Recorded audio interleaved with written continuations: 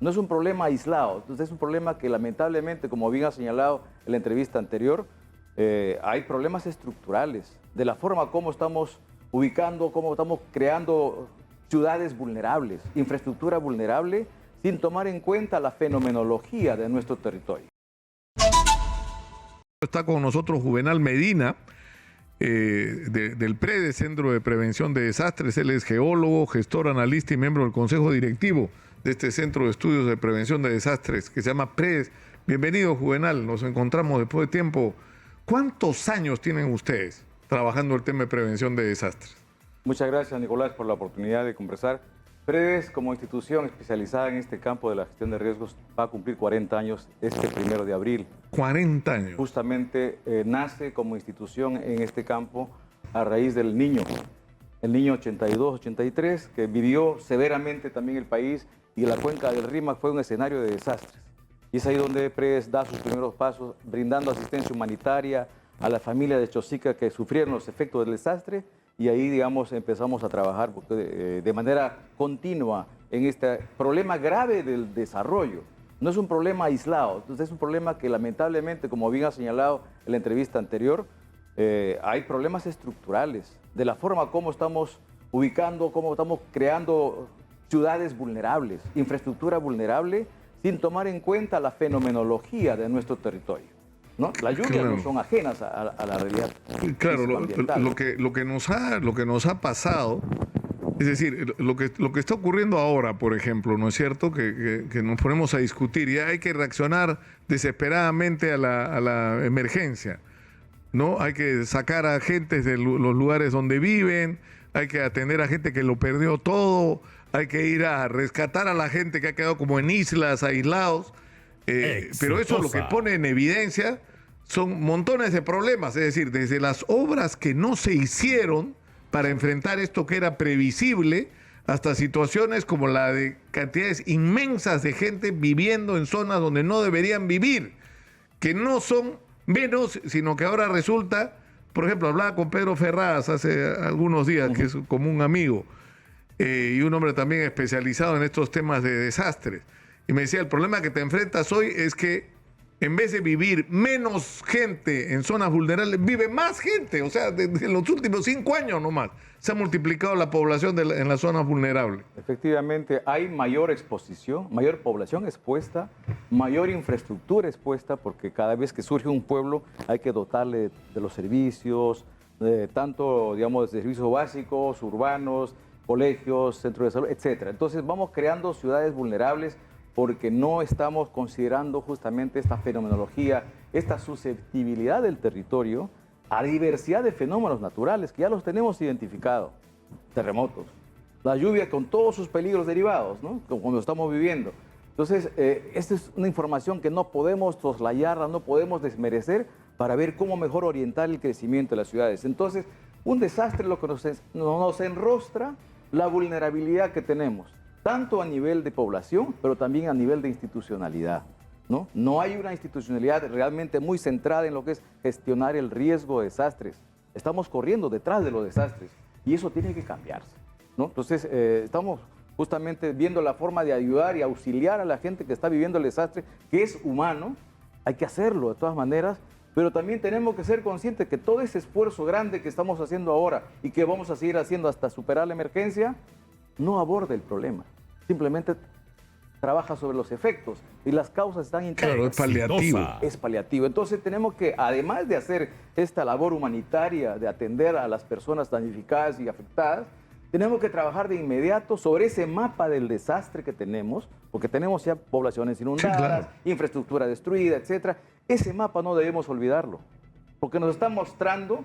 Claro, y hay que trabajar para que eso que estamos viviendo hoy, que vivimos hace 5 años, que vivimos el 82, que hemos vivido, no se vuelva a repetir. Entonces, tenemos que ir a la pausa, Juvenal, y yo quería que regresemos con la respuesta de por qué no se ha hecho lo que tendría que hacerse, porque ahora resulta que ni siquiera es un problema de recursos, que recursos ha habido para invertir. El problema es qué se hizo con esos recursos, que nos ha llevado a una situación que estamos igual o peor de lo que estábamos al comienzo de esta historia. Regresamos. Está en nuestros estudios Juvenal Medina. Él es parte de PREDES, que es el Centro de Estudios y Prevención de Desastres que hace 40 años, fíjense ustedes, cuando hubo el niño del año 82, un grupo de especialistas, de profesionales impresionados por lo que habían sido testigos, decidieron juntarse y ponerse a trabajar para que eso que ocurrió hace 40 años no nos volviera a pasar. Y el problema es que Predes, y yo puedo dar fe de esto, ha estado generando constantemente, junto con otros equipos, con otra gente, propuestas, alternativas, estrategias. La pregunta es, ¿por qué no se ha hecho todo lo que ustedes, los colegios de ingenieros, los colegios profesionales, las facultades de ingeniería de las universidades han estado diciendo que se tenía que hacer? Eso es lo que no se entiende. ¿Por qué no se ha hecho? Bueno, podemos de pronto plantear varias explicaciones que surgen de la experiencia vivida, donde se anteceden decisiones políticas que no toman en cuenta justamente las propuestas técnicas que hayan sido formuladas para resolver el problema desde sus causas. Nos centramos mucho en lo que es la emergencia, invertimos importantes recursos para auxiliar a la población que está viviendo el desastre, pero pasa la temporada crítica y volteamos la página. Y nos olvidamos de lo que deberíamos hacer inmediatamente después de la emergencia. Acaban las lluvias y te tendrías que poner a trabajar en hacer las correcciones. Pero, es decir, ¿qué es lo que tendría que hacerse? Primero, almacenar el agua, ¿no es cierto? Es el primer capítulo. Para todas nuestras cuencas áridas, secas que tenemos en el norte, que tenemos 3 meses húmedos, ¿no? Que es agua que llega en esos periodos húmedos, debería ser debidamente gestionada, almacenada, y para que con la infraestructura que se crea podamos tener agua, reservas de agua para los 9 meses secos, para promover desarrollo en agricultura, en energía, en turismo, en atender necesidades domésticas, de agua, digamos, para uso de consumo doméstico en las poblaciones que crecen, así como también el uso industrial, etc. Entonces tenemos esa expectativa aún no resuelta de resolver el problema de riesgo de desastres. Ahora Juvenal, las obras están claramente definidas. Uno va a cualquier región, a cualquiera, y le pregunta al decano o a los ingenieros y te sacan los planos y los proyectos, porque eso tiene en algunos casos décadas esperando, ¿no? Así es. Entonces, en nuestro país, entonces, lo que tendríamos que hacer es, con esta dura experiencia que estamos viviendo por enésima vez, vamos a decir, es que podamos hacer que este desastre sea el punto de quiebre en la forma de hacer las cosas en nuestro país. Tenemos un sistema nacional de gestión del riesgo de desastres, que tiene una estructura piramidal, que está a la cabeza de la Presidencia de la República, tiene la Presidencia, la PCM como ente rector, involucra a todas las entidades del Estado, pero falta darle ese peso político a este sistema, a esta autoridad, para que pueda, de alguna manera, tener esa injerencia en todos los sectores y que puedan orientar mejor los recursos que se tienen cada año. No es necesario, digamos, de pronto ver la gestión del riesgo como una cosa aparte, sino hay que verlo, la gestión de riesgo, de manera integral al desarrollo. Todo proyecto de inversión pública para atender necesidades del desarrollo tendría que incorporar la gestión de riesgo como un componente, como un insumo. Claro, porque si tú tienes un plan para desarrollar una región, uno de tus componentes tiene que ser ¿no es cierto? Vas a tener lluvias intensas, entonces ¿qué haces? Las almacenas. Pero no solamente tienes que pensar en términos de cómo impedir el daño, sino cómo usar al máximo ese recurso. Exactamente. Sacarle el mayor provecho a ese recurso. Pero el problema es que eso no... Es decir, no solo no se han hecho las represas, no se han hecho las obras de canalización, no se han hecho las descolmataciones. Juvenal, ¿cómo es posible que el río Tumbe, el río Piura, el río La Leche esté pasando lo mismo? Y uno de los factores es que no descolmataron como debían descolmatar. Así es. Y eso nos muestra, como dije hace un rato, de la forma como tomamos decisiones a nivel de la gestión, tanto a nivel de gobierno regional, local, pero también tenemos que señalar a nivel nacional, porque son los sectores involucrados que tendrían que también sumarse, trabajando de manera articulada como sistema, para que las decisiones sean coherentes en atender un problema estructural. Los desastres son problemas estructurales del desarrollo, no hay que verlo desligado. Porque justamente cuando hay desastres se pierde infraestructura valiosa que está justamente creado para promover desarrollo. La inversión que nos va a demandar la reconstrucción genera, digamos, va a tener que dejar de atenderse proyectos de otras necesidades. Otras necesidades por atender la emergencia. Y eso no puede... Ahora, hay un tema acá crítico que es el de la vivienda. Es decir, de la cantidad de gente que, como tú has señalado correctamente, ya no es solo que están viviendo en una zona altamente vulnerable, sino que en esa zona altamente vulnerable se han construido postas médicas, colegios, comisarías, infraestructuras públicas, canchitas, espacios deportivos. O sea, cuando venga el huaico, la lluvia se lo va a llevar y va a destruir todo, que es lo que estamos viendo ahora. Entonces, parte de las líneas de acción que hay que determinar es un plan de reubicación de la gente en zonas seguras. Y eso va a implicar una inversión muy grande. Así es. Pero es la mejor que se puede hacer, porque eso, la garantía que tiene es que esa infraestructura no se va a destruir cuando venga la próxima lluvia.